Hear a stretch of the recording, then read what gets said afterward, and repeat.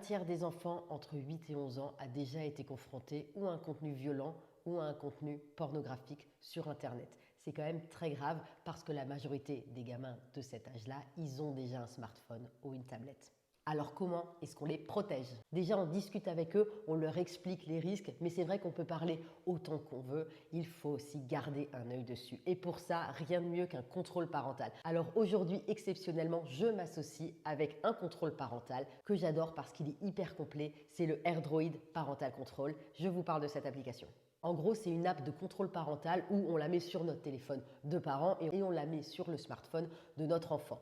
Qu'est-ce qu'elle permet? Elle a des fonctionnalités super chouettes. Parce qu'en plus de faire les fonctionnalités classiques de blocage des sites pornographiques et des sites violents, elle permet aussi d'avoir le miroir de ce que votre enfant est en train de regarder sur votre téléphone. Donc vous visualisez en temps réel ce qu'il regarde.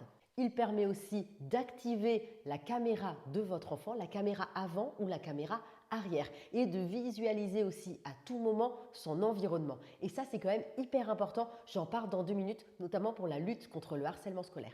Il permet aussi de vous notifier s'il reçoit des messages ou des notifications. Il permet aussi la localisation en temps réel. Et une autre fonctionnalité que j'adore, c'est l'écoute à distance. Ça permet d'allumer le micro du téléphone de notre enfant et d'entendre ce qui se dit à distance. Et c'est vrai, on va en parler du harcèlement scolaire parce que c'est quand même tellement fréquent.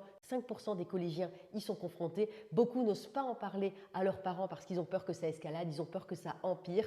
Et ce genre de fonctionnalité, elle nous permet de garder à l'œil ce qui se passe. Alors je ne dis pas de l'avoir allumé et de fliquer nos gamins constamment, qu'on soit d'accord. Mais si on a un doute, on peut allumer le micro et entendre ce qui se dit autour, par exemple pendant la récré. Si on a un doute, on peut allumer la caméra et voir l'environnement de l'enfant. Surtout si l'enfant lui-même se sent menacé, il peut nous partager son écran ou sa caméra. Je pense que le moment où on offre un smartphone à son enfant, il doit être obligatoirement associé à un contrôle parental de qualité. Parce qu'Internet, pour les enfants, c'est quand même bourré de dangers. Voilà, j'espère que cette vidéo, elle aura été utile. Si vous avez des questions, n'hésitez pas à les poser en commentaire. Bonne journée à tous.